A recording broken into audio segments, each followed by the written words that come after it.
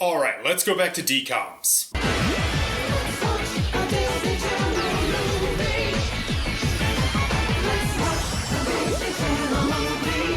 I've covered several over the years and always note that I grew up watching a lot of the classics in the late 90s through the 2000s. I was there the nights for movies like High School Musical, Stuck in the Suburbs, Minutemen, Twitches, Now You See It. Not to say all of them were good, there were some bad ones in there. You Lucky Dog, Can of Worms, Cheetah Girls, Return to Halloween Town, but I'll always have a soft spot for the DCOMs of that time. But what about the ones that came out after 2009?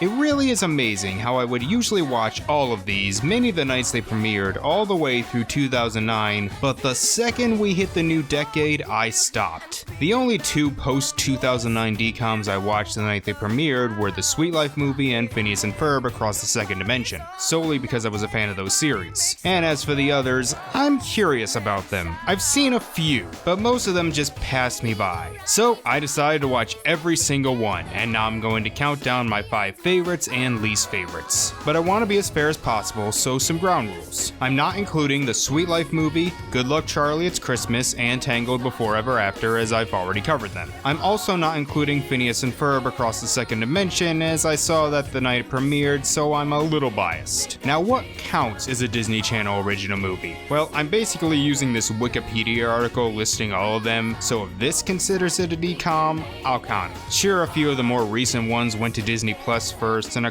couple got home media releases before, but they still count. And there are 3 that technically weren't made for Disney Channel, but had their American premiere on it, so I guess we'll throw them in as well. We're gonna do the worst first, since I want to end this on somewhat of a positive note, so here we go. These are my top 5 worst DCOMs since 2010. I'm rotten to the core, rotten to the core. I'm rotten to the core. We could ask for more. Number 5.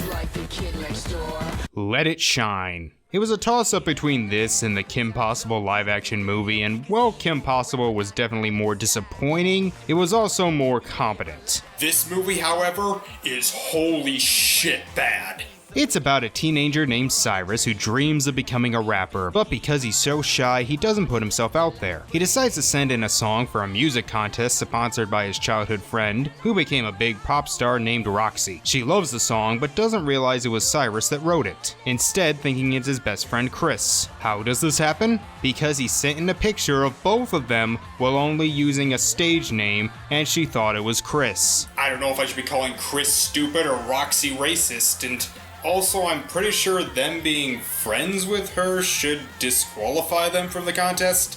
So does Cyrus tell Roxy the truth? No, Chris convinces him to let him take the credit because he has feelings for Roxy, but also so does Cyrus. And the rest of the movie is them trying to keep up this charade, even though there is absolutely no reason for them to keep up this charade. Oh, and while that's all going on, Cyrus has to deal with his father, who is a pastor who disapproves of his son's love of rap music. Yes, it's that kind of movie. Did I mention this film set in Georgia? When I appointed you choir director, I assumed your talent would be used to sing praises to the Lord.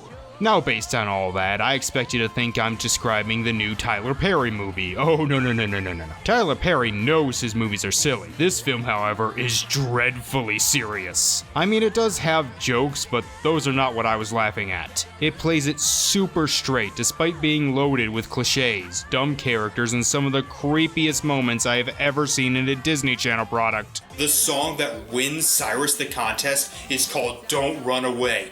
Listen to some of these lyrics. This is more than a crush, more than a like more than a love. Baby, I'ma make you mine, and I ain't giving up.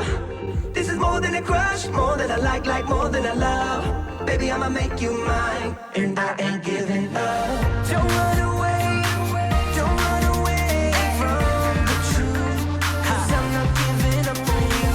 Don't run away. This is a stalker song. straight up stalker song.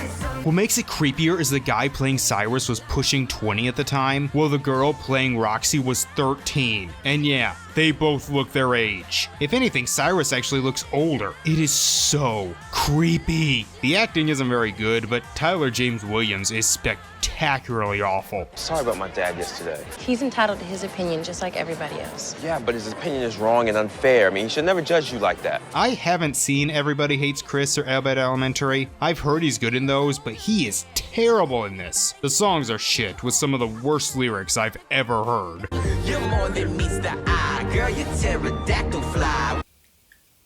But some of them are at least sung well, and the dancing is pretty good. Also, there's this sort of, but not really, rivalry with another kid named Lord of the Bling, played by Brandon Michael Smith. It's barely a plot point, but by far the biggest WTF thing about the movie is how dumb Roxy is. The two boys do not do a good job lying. Hell, they do practically everything except straight up say that Cyrus wrote the song, and yet she doesn't figure it out. There's one part where she finds Cyrus in the recording booth, but thinks he's Chris because it's a little dark and she can't see his face. Easier for me to talk to you like this. Yeah, but now you sound funny. Come on, come back out. I like hearing how you feel.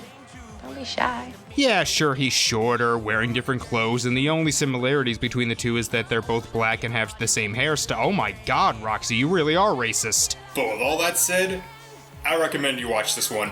It is so dumb, but so serious that I laughed a lot. If you need another example on how unsubtle this movie is, Cyrus, for his stage name, in this liar-revealed story, picks the name Truth. He keeps it so real, he calls himself Truth. This is probably objectively worse than the next couple on the list, but those two are mostly boring. This one I'll gladly watch again with enough drinks in me. And just a couple pieces of trivia, apparently Halle Bailey, star of the recent Little Mermaid remake, is in this, somewhere in the choir. And also, this movie was the lead-in to the premiere of Gravity Falls, so at least the audience got one good thing that night.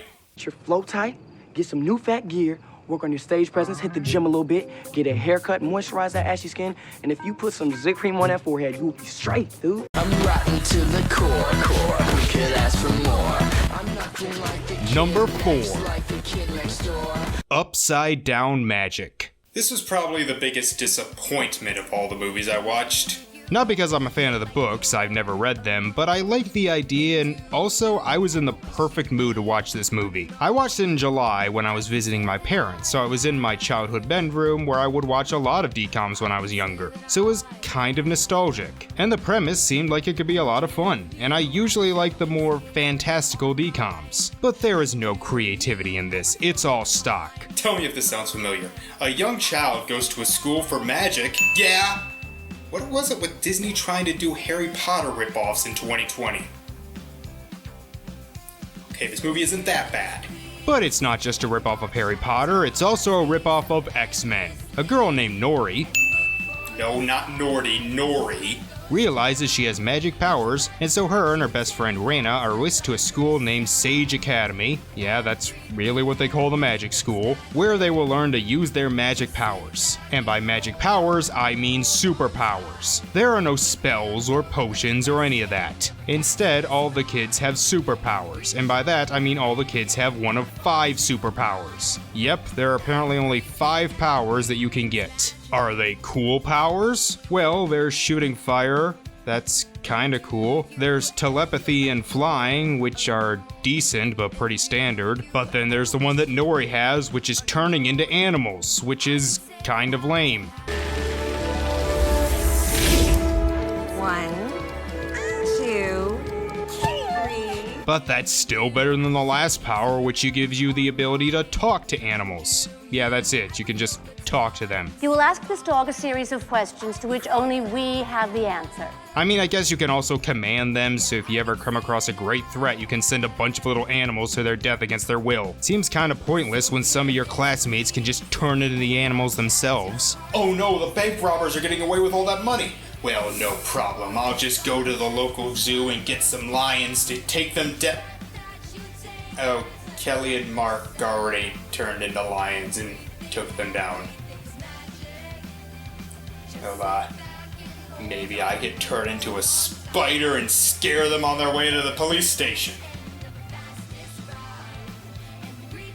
Well, Norty has trouble controlling her powers, often turning into animal hybrids, including a dragon-kitten hybrid, which is probably the most creative thing in this. So she is sent to the Upside Down Magic class, a special class for kids who don't do well with their powers, where they are prevented from using them until they go away. Yep, apparently the powers work on the use it or lose it principle. In the class, she meets 3 other tokens, including the loud, abrasive one named Pepper, the silent loner Andres, and the fat, obnoxious jokester Elliot. I mean, Norty was surprised when she fell on her butt. 'Cause I have lost my appetite. Up high? Pass. Come on. But the wolf could not blow the brick house down. What happened to him after that? Well, that is inconclusive.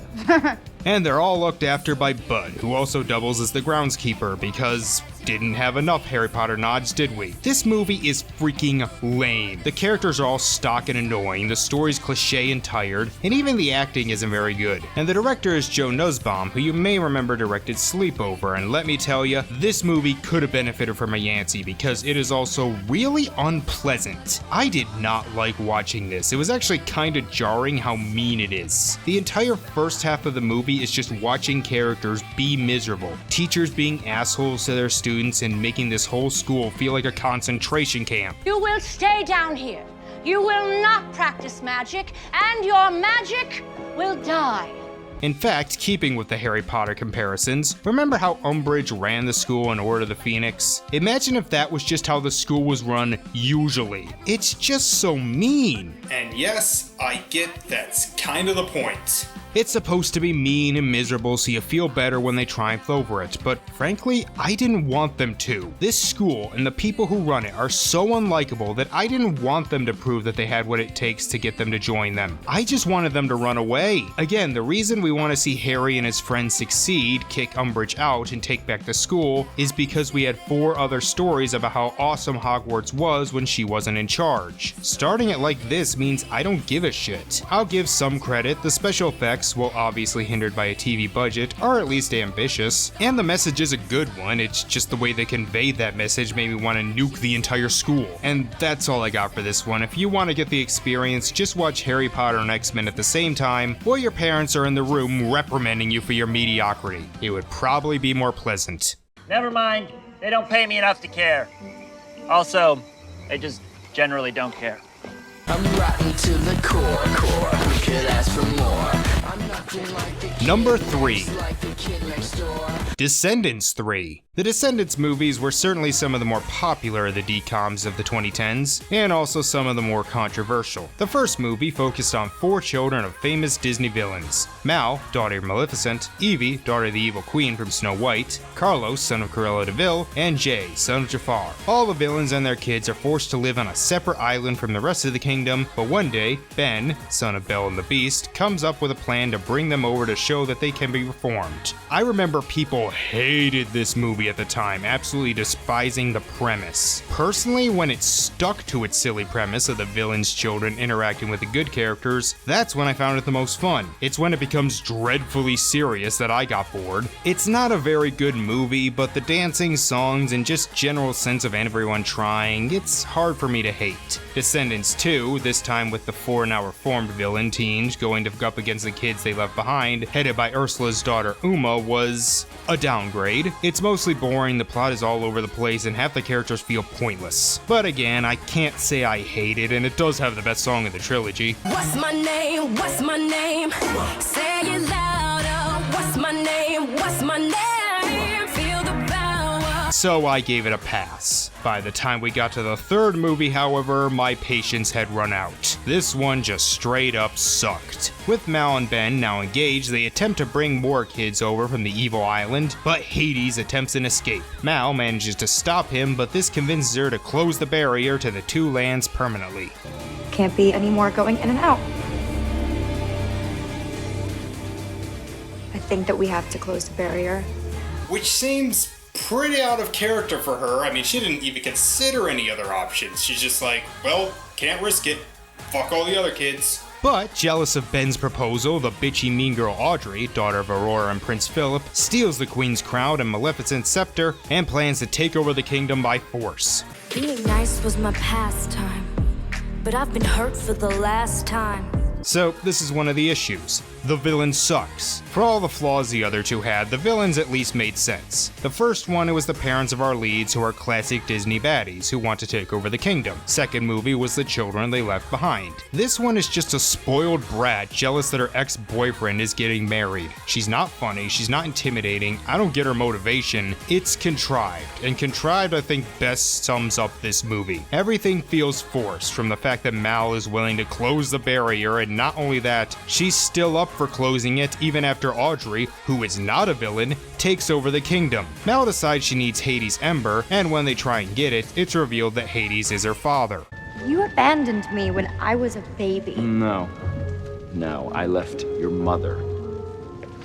She's not the easiest person to get along with. Yes, in the Descendants mythology, Hades and Maleficent fucked. Though, to be fair, that may have some background. This was never even hinted at before, and it gives it to her, thus the whole sneaking in that happened before was pointless. But when they leave, they are intercepted by Uma, Gil, and Harry, the main villains of the last movie who vowed revenge. Uma takes the scepter and then they agree to help them, in exchange for getting all the kids off the island of course, but hey, didn't you try and kill them in the last movie? This leads to one of the dumbest third act breakups I've seen in a while, when they learn that Mal is actually planning to close the portal permanently, which again, there's no reason to do that. The kids won't be coming off the IO. Program is shut down. So we're saving your precious people and your behinds for a lie. I knew it was a mistake to trust you. And it's also pointless. They just come back anyway. They defeat bitchy McJealous-Face, and yet there's still 20 minutes left because they have to forgive her. I'm sorry. I have owed you an apology for a very long time now. She nearly took over your kingdom because she was jealous of a boy. I'm all for forgiveness, but there needs to be some repercussions. Besides that, there's a lot of little problems. For one, most of the characters feel superfluous. The first movie did at least feel like all four were main characters. By this point, Mal's the only one this movie cares about. Carlos and Jay especially barely do anything, which is a shame because this was unfortunately one of Cameron Boyce's final roles before his far too early death, and he's barely a supporting character. Then there's the songs and dancing, something I said the other two movies did really well. And here, while the songs aren't bad, they feel tacked on. In a musical, they're not that memorable and half of them come out of nowhere. Take this scene where Evie has to kiss Doug, some of Dorothy the Dwarf. Yes, someone fucked Dopey. She tries to hype herself up with a song, and watch how they lead into it.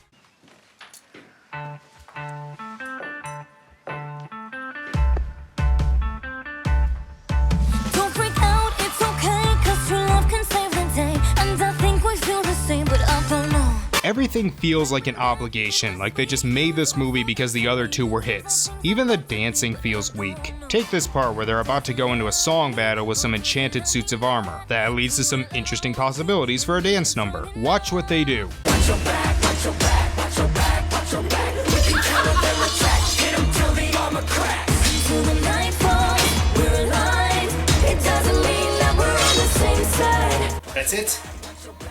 God, this is lame. Like I said, the other two weren't great, but there at least felt like some passion was behind them. This feels forced. It has a good, if misguided message. The acting is fine, and like I said, the songs aren't really bad, but you don't need to sit through a nearly 2-hour series of contrivances when you can just listen to them on Spotify. What are you doing with the crown and the scepter? Well, I wanted them, so I took them. You of all people should understand that, Mal. I'm rotten to the core. We could ask for more. I'm nothing like a Number kid 2. like the kid next door. Harriet the Spy Blog Wars. This is technically not a DCOM. It's actually a Canadian production releasing in that country first, but similar to Life with Derek and Naturally Sadie, Disney agreed to release it on their channel in the US, so I count it. But if you don't, then you can just put Kim Possible at number 5. But with all that said, fuck this movie. I have no knowledge of this franchise, not the book or the original movie from 1996. But even without that knowledge, this was bad. My buddy Spongy even said this was his least favorite DCOM a few years ago, and he's a much bigger expert than I am. This film follows Harriet Welsh, who is apparently 11 in the books but up to mid-teens here, and trust me, that makes a difference. Anyway, she's trying to become the school's official blog writer, because that's totally a thing, competing against popular girl Marion Hawthorne, but doesn't get as many hits because she actually cares about real stories instead of stupid gossip. One day, a big TV star named Skander Hill comes to town to star in a movie that Harriet's dad is producing, so she begins writing about him in order to get more popular. Okay, you may be thinking, that doesn't sound too bad, nothing really great, but could be harmless, but you would be wrong, because Harriet M. Welsh is one of the most selfish, unlikable, borderline stalkery characters I have ever seen. How bad is she? Well, she's played by Jennifer Stone, best known as Harper on Wizards of Waverly Place. Stone is one of the most likable actresses to ever grace the Disney Channel. She's just so upbeat and cheery that every time I see her in something, I just can't help but smile. Even she can't make this character likable. Let's just go over all the bullshit this character does. First, she eavesdrops on people's personal lives and exposes their secrets simply to get stories for her blog and thinks it's okay. You watch your subjects, eavesdrop on their conversations, and it's acceptable because you're a writer. She's a bitch to her family's personal chef. Side note, her family has a personal chef. What is that? I always have a tomato sandwich, and this isn't a tomato sandwich. She's one of those people who thinks trash TV is a sign of society's dumbing down. Skander Hill is yet another prime example of society's downfall toward lowbrow commercialism. Judges other students for liking a show and actor she doesn't like. They're so cute together. They're adorable. Yeah, totally. When said actor comes to their house to talk with her father about producing his next movie, she acts like it's some grave injustice because her father didn't warn her. How could they do this to me? Why'd they have to let him in? Why'd he have to show up at my door with his perfectly tousled hair? She tries to convince her dad to drop the movie because she thinks it would be embarrassing. You've got to understand that if you do this film, it'll be the single most humiliating thing that could possibly happen to me in my entire lifetime. She thinks her stories about a guy painting with pecans and a dog pissing on someone's dress is high journalism, but after no one reads her stuff, she decides to write about Skander Hill, which doing so could lose her father his job. Also, lying about how well she knows him just for clout. She films behind the scenes of the movie, again possibly getting her father in trouble, and then publishes drama that happened while shooting. Sneaks through her father's paperwork in order to find out where Skander is staying, breaks into his hotel room, takes a picture of him while he is changing, and then steals some of his property. So now we've officially started committing actual crimes. She then lies to the popular girls that she knows him personally so they hang out with her, ditches her friends just so she can prove she knows him, stalks her nanny, who by her own admission is the only one who really gets her, impersonates a maid, sneaks into his room again and steals a receipt because when you do it once, what's the harm in doing it again, puts on a terrible accent. Yeah, pillow is good, yeah. Dankeschön, bonne nuit. I feel that's racist somehow, but I don't have time to dwell on it. She continues stalking him to the point he starts getting a little paranoid that she might be trying to hurt him. Okay, listen to me. I'm being followed. Of course you are. You're hot. Saul, this is serious, man. It's like I'm being spied on. If the genders were swapped, this wouldn't have been greenlit. She gets into a huge fight with her friends after they call her out on her bullshit. She realizes that her nanny is dating someone and treats that as an insult. And after realizing that she'll be quitting as her nanny, she says this. Why are you doing this to me?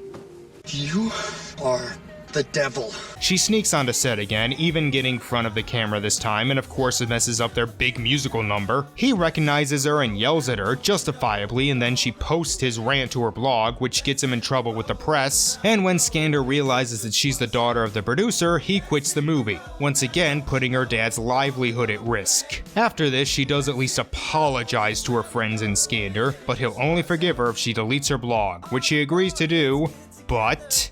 It's a deal. No, it isn't. Harriet, you're a writer. It's what you do. I'm sorry, Skander. I can't allow it. You're an idiot! No need to worry about those pesky repercussions though, because thanks to her, Skander gets a role in another major film and even agrees to rejoin the spy movie. So he forgives her. She even gets the school blog writer position and in the end learns absolutely nothing. This girl is a sociopath. This was directed by Ron Oliver, who's directed some good episodes of shows you may have seen, but most of you probably know him better for The Bigger, Fatter Liar. And man, does Harriet seem like she would get along great with Kevin Shepard. More interesting is that one of the co-writers is Heather Conkey, who also co-wrote Bailey's Billions. God damn it. I stuck up for Bailey's Billions. I am the only person in the world who would ever tell people to go see Bailey's Billions, and this is how you obey me? By the way, her guy friend is named Sport. Like, that's what they chose to call him. I'm just gonna remember his face because I feel like I'm gonna be seeing him again soon. If you take out Harriet, the movie is mostly mediocre. The directing, acting, music, it's mostly fine, but man, it just manages to have one horrible main character that takes it up to the realm of one of the worst TV movies I have ever seen. Now, as your mother, I know you, and I really No! You don't know me! You've never known me! You don't know anything! Now, before we get to number 1, I have 3 honorable mentions. Starstruck. This was the first one of these I watched and it was basically a slightly better version of Popstar. The two leads weren't likable, it was boring and also pretty mean-spirited. Also, it tries to tell me that the older sister is a teenager. I looked it up, she was like 27. Camp Rock 2, The Final Jam. I watched this right after rewatching the first one I hadn't seen in years. The first isn't very good, but at least it feels like a movie. This feels like a parody of the first movie. It suddenly becomes a musical despite the fact that the first film wasn't. And every single character is a comedic relief. And Kim Possible. The sad thing is that this movie starts out so well. The tone is great, the comedy is good, and the actors playing Kim, Ron, Draken, and Shigo were excellent. And then Athena comes in, and the rest of the film is basically Kim being whiny and miserable until the climax. I don't hate it, but given that the creators of the show co-wrote this, I was hoping for better. Well, time for the worst of the worst. I'm rotten to the core. Who could ask for more? I'm nothing like the kid. Number 1. The kid next door. Geek Charming. This movie seems to have its fans, some grew up with it, and if you did, that's fine. But I hated this movie a lot. It follows a girl named Dylan Schoenfield. Yeah, sure, that's her name. Who wants to be crowned Blossom Queen, which she claims to be her main goal in life. No, I have no idea what that is, and I'm not sure why they didn't just make it Prom Queen either, but whatever. She meets another boy named Josh Rosen, a member of the film club. Here's how they meet.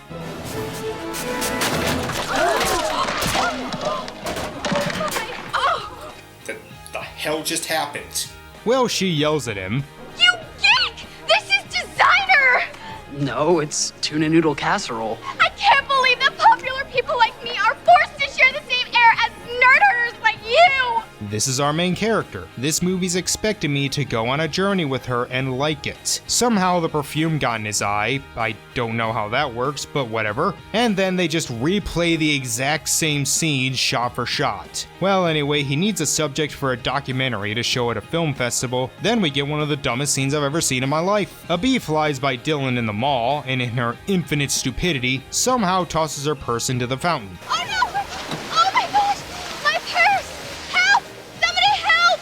You know, you could just take your shoes off, or from this angle it looks like you could reach in and grab it. Josh saves it in a way that they try way too hard to make look exciting. Somehow he barely makes it out alive, and as a thank you she agrees to be the subject of his documentary. That's the basic premise. Sounds mostly lame, right? Well, this movie somehow manages to be one of the most infuriating Disney movies I've ever seen. Let's start with the thing that pissed me off the most. The editing. I despise how this movie is edited. It's mostly slow that makes the movie feel a lot longer than it is. But it'll also throw in random speed zooms and add sound effects.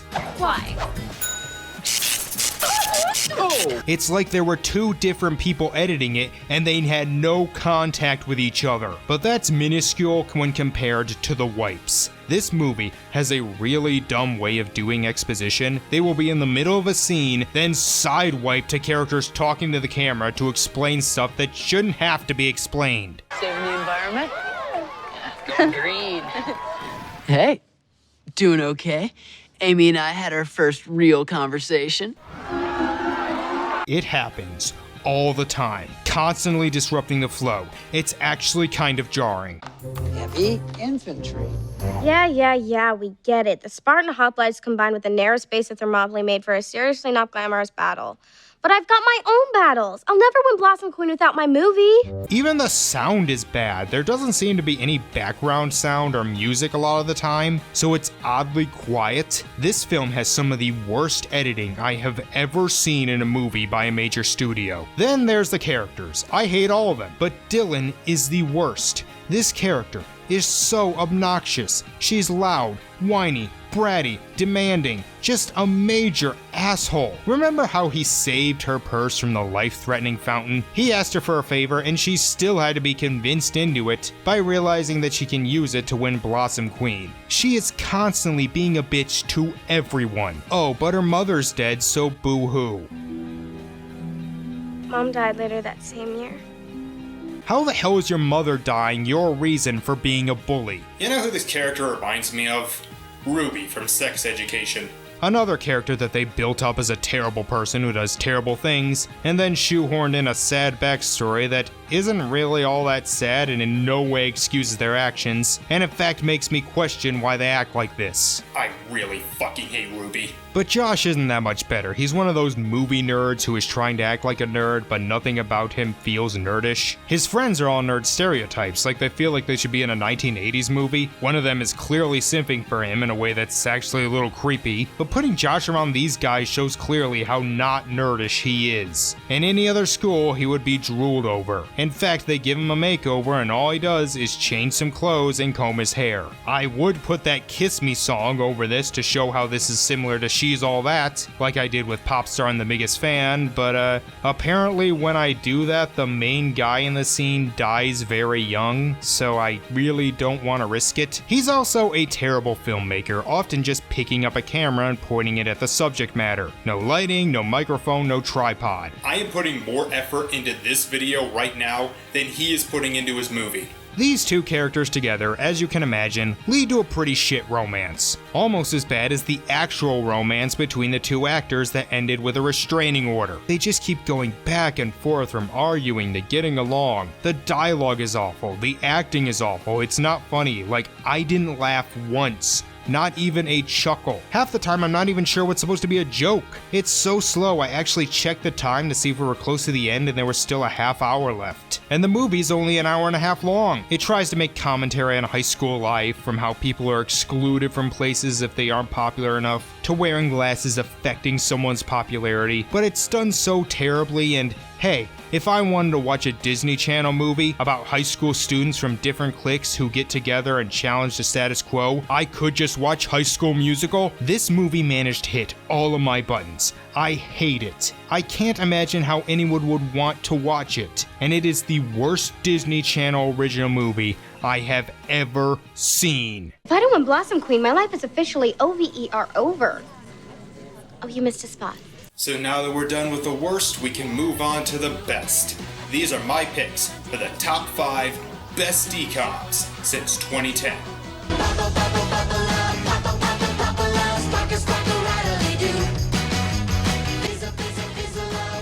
Number 5.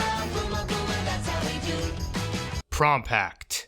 So I don't have the full movie for this because it's not on iTunes or DVD, and my computer's too old to record stuff on Disney Plus, so just got as many clips as I could. This is one of the most recent ones being released in March of this year, and to be honest, I almost didn't want to put it here because it doesn't seem that fair. And the reason is that this doesn't feel like a Disney Channel original movie. It feels like a Disney Plus original movie, much closer to Magic Camp or The One and Only Ivan. Definitely not theatrical worthy, but a little higher quality than most of the others I watched. It follows two high school senior best friends named Mandy and Ben, who make a pact to go to prom together. But more important, Mandy wants to secure a position at Harvard, but unfortunately she's been put on the wait list. Luckily for her, the son of a Harvard alumni / senator goes to their school, and that son is popular jock Graham Lansing. And before you say that name is a little too on the nose for a jock bro, just keep in mind that the actor's name is Blake Draper. So they were actually kinda toning it down. She decides to become his tutor, and as you would expect, a little bit of a romance begins to bloom, causing her to neglect Ben, who is also starting to become closer to a girl named Latoya, a cheerleader that he's had a crush on for a while. This is a very easy movie to like, mostly thanks to the two leads. Mandy could have easily fallen to that super woke, every white man is evil stereotype, but she's thankfully never goes too far with that stuff, and Peyton Elizabeth Lee does a great job making her flawed, but still charming enough. The only other thing I've seen her in is that Secret Society of Second-Born Royals, which I remember thinking was alright, but I don't remember a thing about it. And Milo Mayhem does a good job making Ben a bit dorky, but not so much that it feels unrealistic and pandering. Spoilers, this won't be the last time you see him on this list. This film has the feel of an 80s teen comedy while also subverting a lot of the tropes of that genre. Let's take the most obvious example, Graham Lansing. He's a handsome jock, he's the son of a senator. In any 80s movie, he would be a completely irredeemable jerk, a bully to Ben and sexist pig to Mandy, and probably a complete idiot. But no, he's just a normal dude. He's not like super smart, he does have to have Mandy tutor him after all, but he's not a moron. And Mandy learns that she may have misjudged him, as not only is he willing to teach her some things about basketball, but teaches kids as part of a non-profit. Latoya isn't some mean girl cheerleader, she's pretty sweet as well. One thing I really like is how in the beginning Mandy and Ben refer to the popular people as Everests, a term for the kids who peak in high school and will live in this town forever, but later get called out on that. There's some decent jokes, like all the guys ask girls to prom with these things called promposals that are all themed off 80s movies, and later on Graham proposes with a risky business homage and singing One Direction, as earlier he learned that she liked those things. You light up my world like nobody else. The way that you tutor me gets me overwhelmed. Your fight for human rights makes you hot as hell, man. Will you go to prom with me? Also, I appreciate that this is a movie with a male and female character who are both straight, who are best friends, and they don't end up dating. This is becoming more common, but it's still nice to see. It's not perfect, there are a few misunderstandings and annoying arguments in the third act that feel like they were put in there just to keep the movie going for a little longer, but this is definitely one I would recommend. I think even if you're not a DCOM fan, this one feels closer to just an average romantic comedy, and I would say is one of the better ones I've seen this year. Certainly not the worst. I say, we can go where we want to, a place where they will. How long does this go on for? Number 4. Lemonade Mouth. This seems to be one of the more famous of the post-2010 DCOMs. I actually work with some people who are 6 to 8 years younger than me, and we got into a talk about Disney Channel movies, and they were talking about how much they really like this one. And I agree, this is certainly one that if I saw as a kid, I would probably watch it a lot. The premise starts out similar to The Breakfast Club with 5 students meeting in detention. The students are Olivia, Wen, Stella, Charlie, and Mo, who realize that they all have a musical talent, and start a band that they dub Lemonade Mouth. Why do they call themselves that? And they just start threatening us. And next thing you know, it's Lemonade Mouth over here, spits all over me. And that is how we got our band name. It's not a perfect film. This one gets on the list for 4 main reasons: the characters, acting, music, and message. These are just really likable characters. Yeah, they're all kind of fit into tropes, the punk, the quiet one, the smart one, but they're all charming and have issues going on that a lot of kids may find relatable. Like Wen has a new step-parent that's only about 10 years older than him, Mo is pressured by her father to get good grades in order to get scholarships for college, Charlie is forced to play soccer by his parents because his brother was great at it, despite him not liking it, and Olivia deals with anxiety and is living with her grandmother as her mother passed away and his father is in jail. Stella is the one character who's a little much. She's that activist rebel girl who can be annoying. Yuck, Dad. How can you eat that? Imagine how that poor fish felt.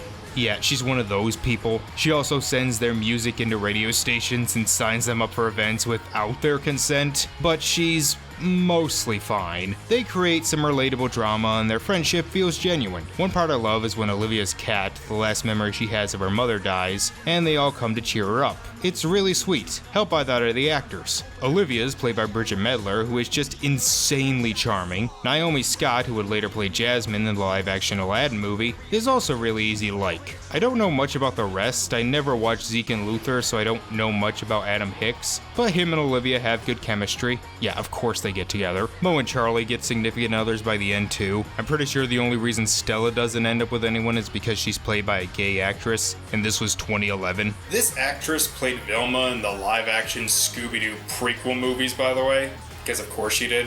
My favorite performance, though, is Christopher McDonald as the villainous Principal Brennigan. McDonald, most of you probably know, is the villain from Happy Gilmore, and he is so good at playing douchebags. I mean, I'm sure he's nice, but he has the face of a pathetic jerk. I thought I made myself clear. This lemonade business is over. It wasn't us. You're playing a dangerous game here, miss. He's just an ass who does stuff like cut the music program budget to build a new gym, and even worse things like take out the lemonade machine, you bastard. This leads to the message of rebelling against authority and standing up for what you believe in. Obviously, it's done in a very Disney Channel way. There's nothing about overthrowing the capitalist system or eliminating white privilege, but it's a good message and a good intro to these kinds of themes for kids. Probably my favorite aspect, though, are the songs. I got some pretty good ones to add to my playlist over this marathon, but this movie had the most consistently good soundtrack.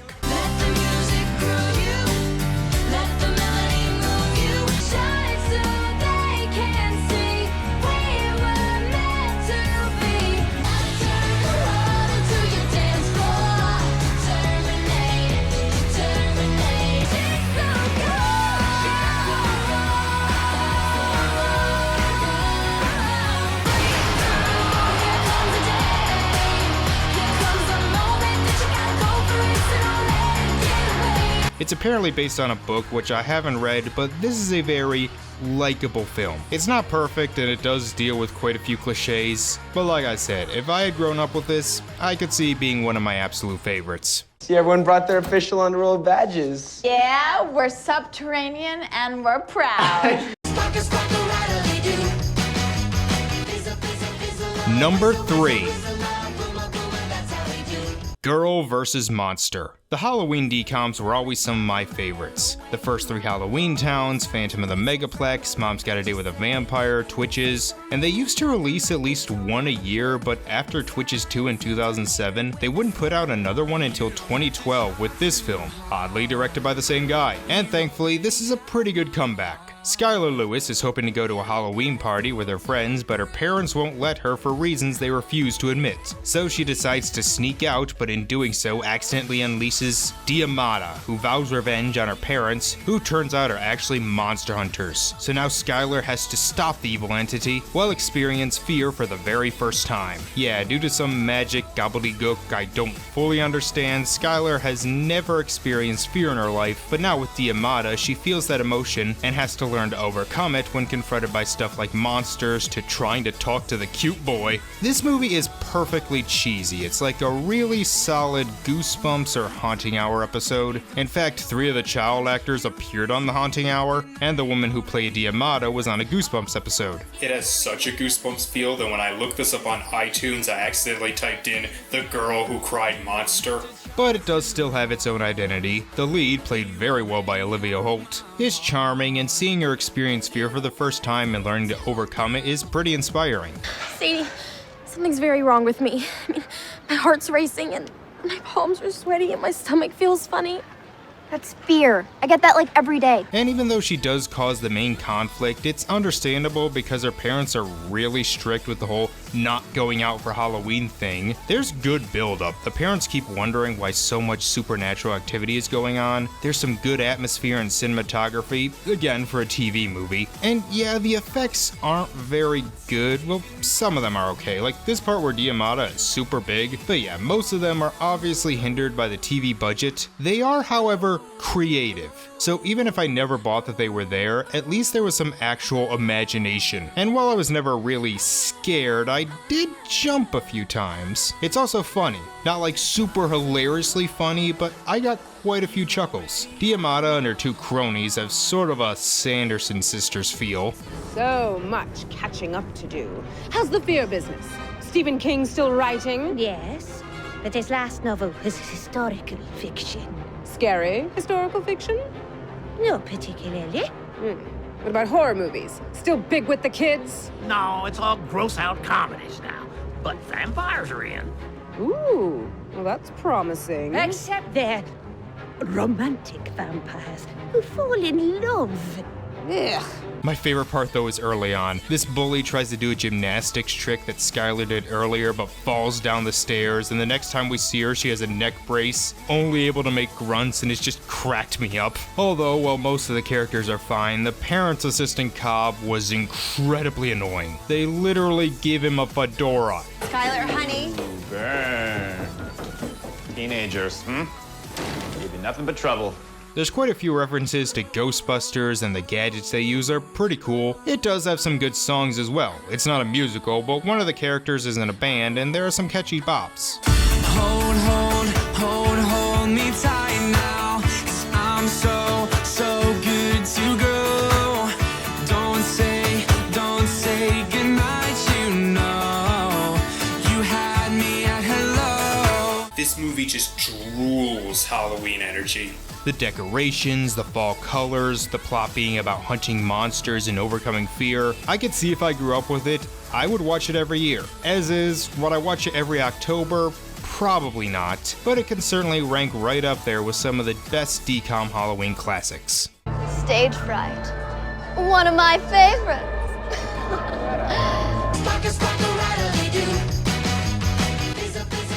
Number 2. Zombies. No, I'm not kidding. I know what you're thinking. Really? Zombies? Zombies the musical was your number 2? Yeah, this was one of the biggest surprises I had in this marathon. It had a similar vibe to the High School Musical movies, which, yeah, aren't masterpieces, but it manages to hit the same silly, fun quality. 50 years ago, in the town of Seabrook, an explosion at a power plant turned half the residents into zombies. Survivors quarantined them off, but in present day, technology allows the humans to create bracelets that keep the zombies under control so they're allowed to come to human school. This excites Zed, played by Milo Manheim. Told you he would be back. Who wants to join the football team. Meanwhile, a human named Addison, played by Meg Donnelly, wants to be on the cheer squad but is scared of revealing her true hair color, as unique looks aren't really tolerated. The two begin a romance as they try and bring human and zombie together. So why do I like this movie? Well, it's funny. I laughed quite a bit, my favorite being the coach. Every line he says is a gem. Here's what you need to do, okay? I'm only gonna draw this once, so pay attention. All you have to do, move forward, move all the way forward. Don't go back. There's nothing back here.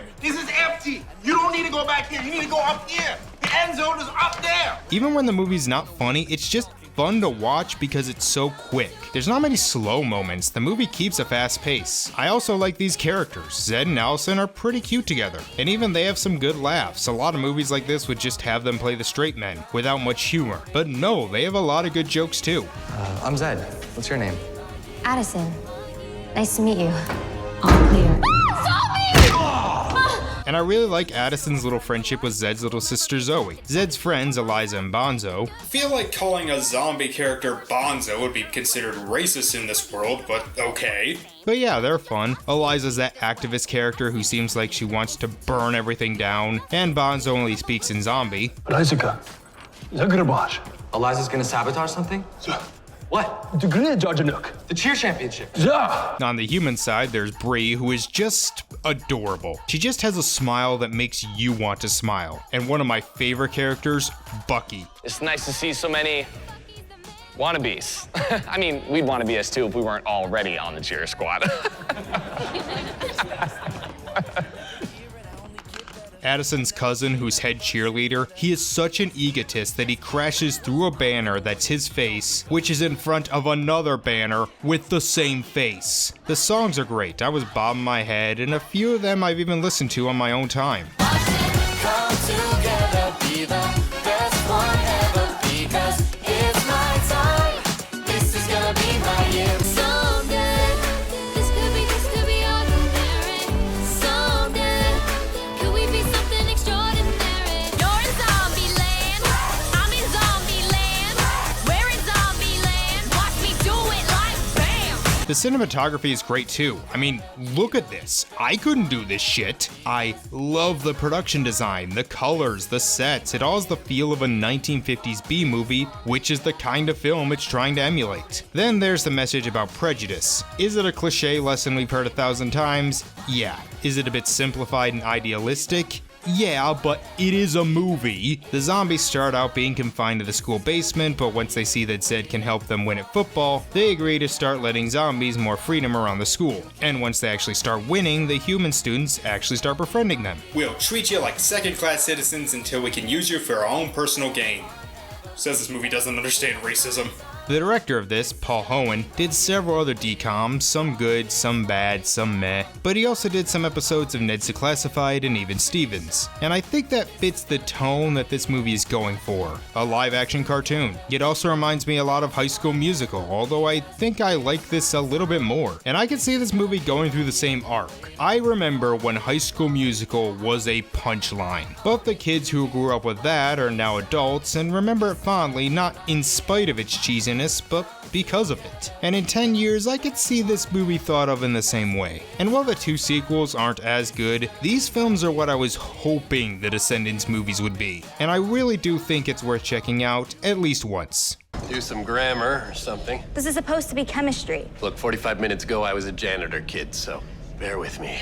Like the worst, I'm keeping my honorable mentions to 3, but there were more cuts for this one than the worst list. 16 Wishes. This is another one that technically isn't a DCOM, but unlike Harriet the Spy, was actually pretty good. Debbie Ryan is insanely likable, it's got some good emotional moments, and it properly shows how horrifying it would be to jump from being 16 to 22. Zapped. This one could have turned out so bad. It's about a girl who uses an app to control men and boys. And while it does rely a bit on gender stereotypes, it does treat both boys and girls like actual three-dimensional people. Mix that with some good pacing and a solid lead performance from Zendaya, you get a really solid one. And Christmas. Again, I'm a sucker for time loop stories, and while it isn't nearly the best, mostly due to some sloppy editing in the first half, it makes up for it with some good humor and message. So, what was this 30-year-old man's favorite in a series made for children? Number 1. Adventures in Babysitting. This was the 100th Disney Channel original movie, and I can't really think of a better one for this milestone. First, I'll say, no, it's not as good as the original, but for a Disney Channel remake of an 80s teen comedy, it is the best it can possibly be. Slacker girl Lola Perez, played by Sophia Carson, accidentally swaps phones with a perfectionist Jenny Parker, played by Sabrina Carpenter. Using that, she tricks a woman into allowing her to babysit so she can pay off a parking ticket, and eventually Jenny finds out, and when she arrives, they see that one of the kids snuck out and gone into the city. And thus we enter an adventure that involves being chased by two criminals who want them because one of them took a picture of a sapphire ferret that they stole and planned to sell on the black market. So yeah, this movie is silly, but it's also the most fun I had watching one of these movies. I know most people wouldn't want to watch a remake of a classic 80s movie that had grit and swearing for Disney Channel, starring Maya from Girl Meets World and Evie from the Descendants movies. But I think if you go in with the proper mindset, you'll find something pretty enjoyable. Both Sabrina and Sophia have great chemistry. It's the classic good girl, bad girl shtick. Well, bad girl, she's just kinda lazy. Who start out as rivals for this internship for some famous photographer, but over the course of the movie learn more about each other and become more friendly. The kids are also pretty fun, and they get something to do and have their own arcs. Trey, the one who sneaks out, wants to go to a concert. Bobby wants to be a chef. AJ's into roller derby and even meets some of her idols in person. Stop pushing me! You're blocking my face! Put your face on my butt! Reminds me of middle school. And then there's the Coopers, Emily and Katie, who are polar opposites. Emily being a goth chick and Katie being a girly girl who loves makeup and fashion. Like I said, they all in some way contribute to the story and none of them are annoying, which would be very easy. In fact, they do get some laughs, and this movie made me laugh quite a bit. My absolute favorite part being when the group end up in a nightclub and are forced into a rap battle that is the perfect level of cringe comedy. See, it all started when our phones made a switch. Lola lied to the parents. She's been a real witch. job, my reputation, and if we ever get home, I'm gonna need a vacation. Okay, I admit it, I don't follow rules. I'm not good with kids, I'm not good at school. It wasn't my plan to steal a car, or end up in jail, or take it this far. And I'm sure most of you are wondering, do they reference the "don't fuck with the babysitter" scene from the original film? Don't fuck with the lords of hell. Don't fuck with the babysitter. Well, I've had a really long night. You've had a long night? Yeah, so don't mess with Trixie. Don't mess with the babysitter. I love this movie.